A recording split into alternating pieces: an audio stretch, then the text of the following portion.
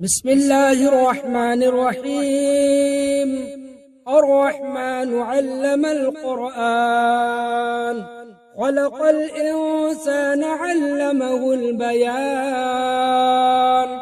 الشمس والقمر بحسبان، والنجم والشجر يسجدان. والسماء رفعها ووضع الميزان، ألا تطغوا في الميزان وأقيموا الوزن بالقسط ولا تخسروا الميزان. والأرض وضعها للأنام، فيها فاكهة والنخل ذات الأكمام، والحب ذو العصف والريحان. فبأي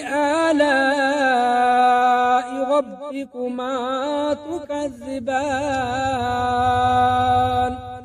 خلق الإنسان من صلصال كالفخار، وخلق الجان من مارج من نار. فبأي آلاء ربكما تكذبان؟ رب المشرقين ورب المغربين، فبأي آلاء ربكما تكذبان؟ مرج البحرين يلتقيان، بينهما برزخ لا يبغيان.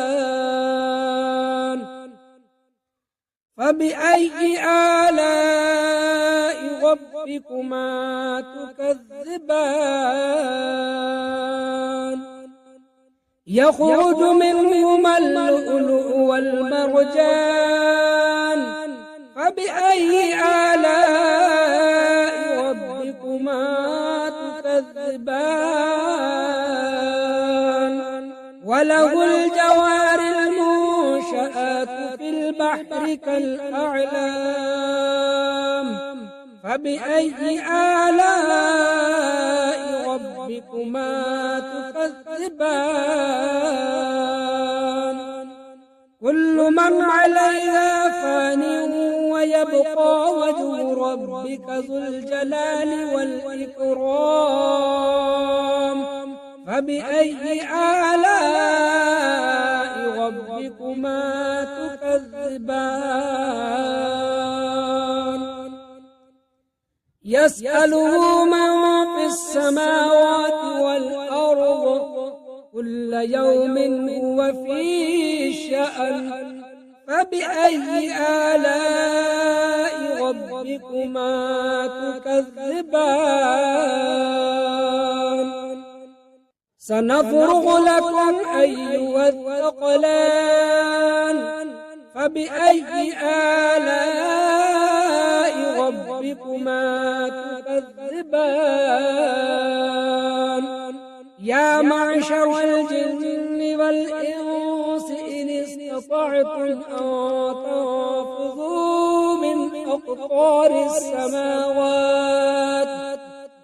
أقطار السماوات والأرض، فانفذوا لا تنفذون إلا بسلطان. فبأي آلاء ربكما تكذبان؟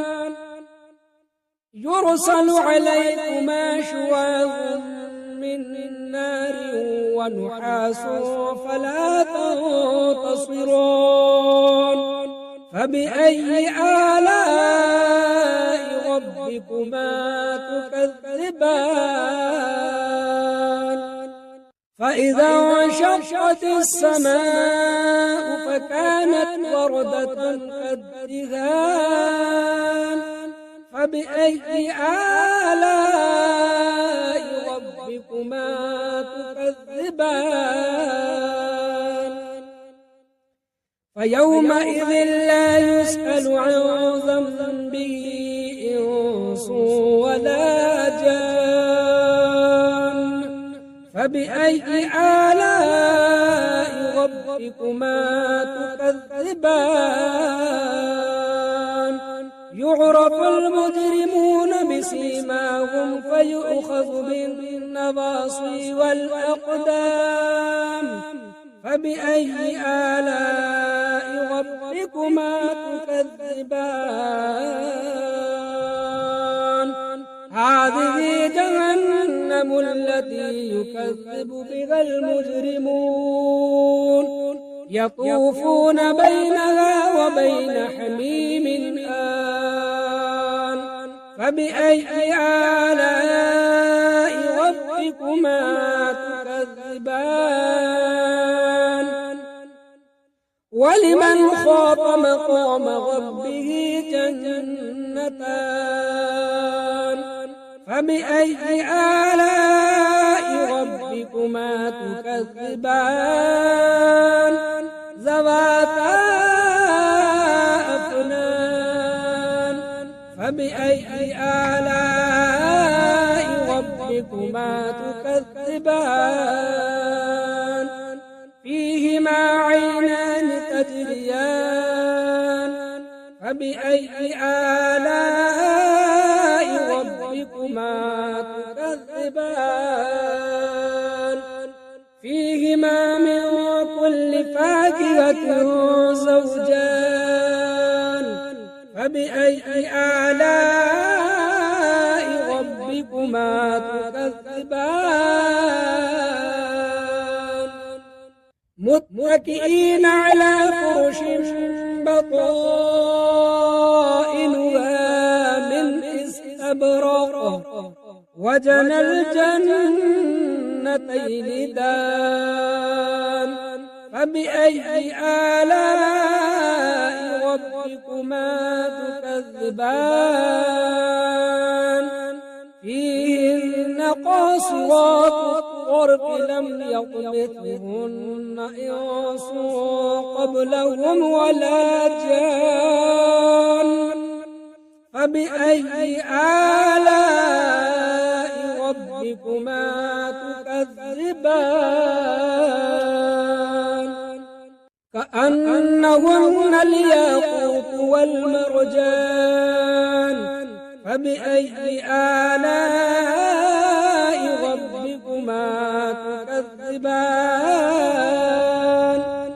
هل جزاء الإحسان إلا الإحسان فبأي آلاء ربكما تكذبان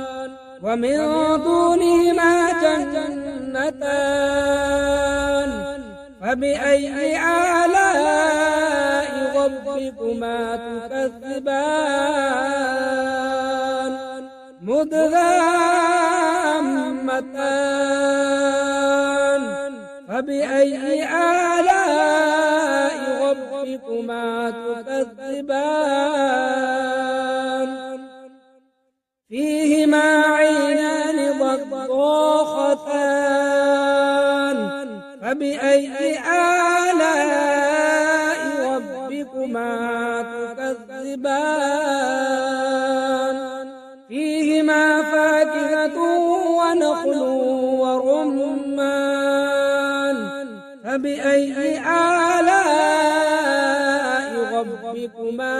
تكذبان فيهن خيرات حسان فبأي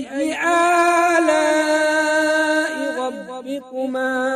تكذبان حور مقصورات في الخيام فبأي آلاء ربكما تكذبان لم يطمثهن إنس قبلهم ولا جان فبأي آلاء ربكما تكذبان متكئين على رفرف خضر وعبقري حسان فبأي آلاء ربكما تكذبان تبارك اسم ربك ذي الجلال والإكرام أعوذ بالله من الشيطان الرجيم بسم الله الرحمن الرحيم ياسين والقرآن الحكيم إنك لمن المرسلين على صراط مستقيم تنزيل العزيز الرحيم لتنذر قوما ما أنذر آباؤهم فهم غافلون لقد حق القول على أكثرهم فهم لا يؤمنون إنا جعلنا في أعناقهم أغلالا فهي إلى الأذقان فهم مقمحون وجعلنا من بين أيديهم سدا ومن خلفهم سدا فأغشيناهم فهم لا يبصرون وسواء عليهم أأنذرتهم أم لم تنذرهم لا يؤمنون إنما تنذر من اتبع الذكر فخشي الرحمن بالغيب فبشره بمغفرة وأجر كريم إنا نحن نحيي الموتى ونكتب ما قدموا وآثارهم وكل شيء أحصيناه في إمام مبين واضرب لهم مثلا أصحاب القرية إذ جاءها المرسلون إذ أرسلنا إليهم اثنين فكذبوهما فعززنا بثالث فقالوا إنا إليكم مرسلون قالوا ما أنتم إلا بشر مثلنا وما أنزل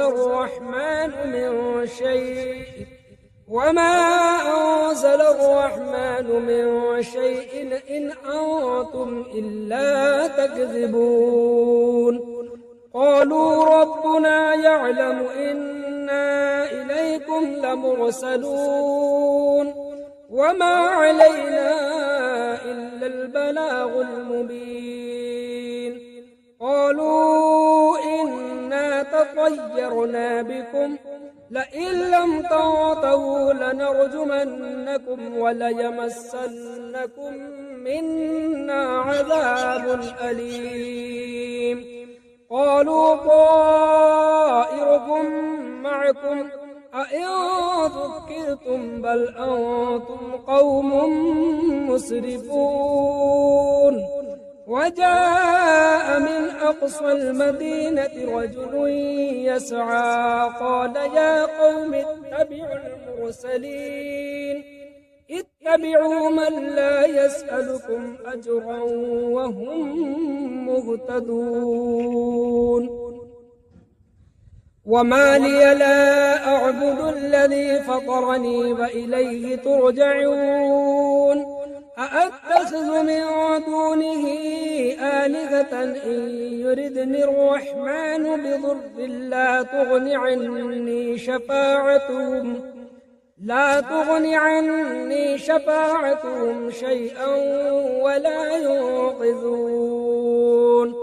إني إذا لفي ضلال مبين إني آمنت بربكم فاسمعون قيل ادخل الجنة قال يا ليت قومي يعلمون بما غفر لي ربي وجعلني من المكرمين وما أنزلنا على قومه من بعده من جند من السماء وما كنا منزلين إن كانت إلا صيحة واحدة فإذا هم خامدون يا حسرة على العباد ما يأتيهم من رسول إلا كانوا به يستهزئون ألم يروا كم أهلكنا قبلهم من القرون أنهم إليهم لا يرجعون وإن كل لما جميع لدينا محضرون وآية لهم الأرض الميتة أحييناها فأخرجنا منها حبا فمنه يأكلون وجعلنا فيها جنات من نخيل وأعناب وفجرنا فيها من العيون ليأكلوا من ثمره وما عملته أيديهم أفلا يشكرون سبحان الذي خلق الأزواج كلها مما تنبت الأرض ومن أنفسهم ومما لا يعلمون وآية لهم الليل نسلخ منه النهار فإذا هم مظلمون والشمس تجري لمستقر لها ذلك تقدير العزيز العليم والقمر قدرناه منازل حتى عاد كالعرجون القديم لا الشمس ينبغي لها أن تدرك القمر ولا الليل سابق النهار وكل في فلك يسبحون وآية لهم أنا حملنا ذريتهم في الفلك المشحون وخلقنا لهم من مثله ما يركبون وإن نشأ نغرقهم فلا صريخ لهم ولا هم ينقذون إلا رحمة منا ومتاعا إلى حين وإذا قيل لهم اتقوا ما بين أيديكم وما خلفكم لعلكم ترحمون وما تأتيهم من آية من آيات ربهم إلا كانوا عنها معرضين وإذا قيل لهم أنفقوا مما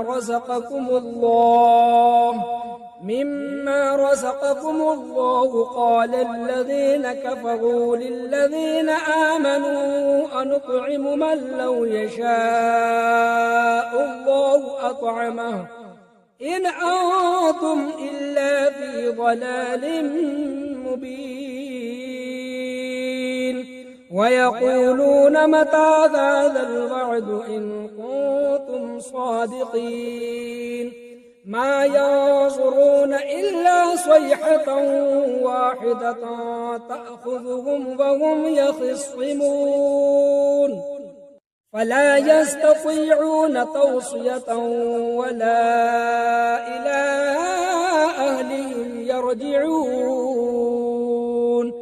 ونفخ في الصور فإذا هم من الأجداث إلى ربهم ينسلون قالوا يا ويلنا من بعثنا من مرقدنا هذا ما وعد الرحمن وصدق المرسلون إن كانت إلا صيحة واحدة فإذا هم جميع لدينا محضرون فاليوم لا تظلم نفس شيئا ولا تجزون إلا ما كنتم تعملون إن أصحاب الجنة اليوم في شغل فاكهون هم وأزواجهم في ظلال على الأرائك متكئون لهم فيها فاكهة ولهم ما يدعون سلام قولا من رب رحيم وامتازوا اليوم أيها المجرمون ألم أعهد إليكم يا بني آدم ألا تعبدوا الشيطان إنه لكم عدو مبين وأن اعبدوني هذا صراط مستقيم ولقد أضل منكم جبلا كثيرا أفلم تكونوا تعقلون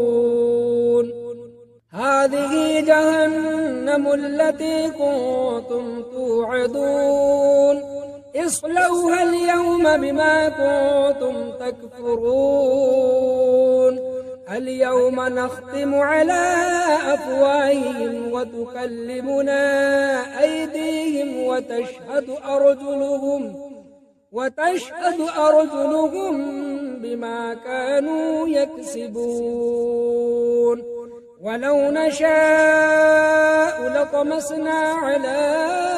أعينهم فاستبقوا الصراط فأنى يبصرون ولو نشاء لمسخناهم على مكانتهم فما استطاعوا مضيا ولا يرجعون ومن نعمره ننكس في الخلق أفلا يعقلون وما علمناه الشعر وما ينبغي له إن هو إلا ذكر وقرآن مبين لينذر من كان حيا ويحق القول على الكافرين أولم يروا أنا خلقنا لهم مما عملت أيدينا أنعاما فهم لها مالكون وذللناها لهم فمنها ركوبهم ومنها يأكلون ولهم فيها منافع ومشارب أفلا يشكرون واتخذوا من دون الله آلهة لعلهم ينصرون لا يستطيعون نصرهم وهم لهم جند محضرون فلا يحزنك قولهم إنا نعلم ما يسرون وما يعلنون أولم ير الإنسان أنا خلقناه من نطفة فإذا هو خصيم مبين وضرب لنا مثلا ونسي خلقه قال من يحيي العظام وهي رميم قل يحييها الذي أنشأها أول مرة وهو بكل خلق عليم الذي جعل لكم من الشجر الأخضر نارا فإذا أنتم منه توقدون أوليس الذي خلق السماوات والأرض بقادر على أن يخلق مثلهم بلى وهو الخلاق العليم إنما أمره إذا أراد شيئا إذا أراد شيئا أن يقول له كن فيكون فسبحان الذي بيده ملكوت كل شيء وإليه ترجعون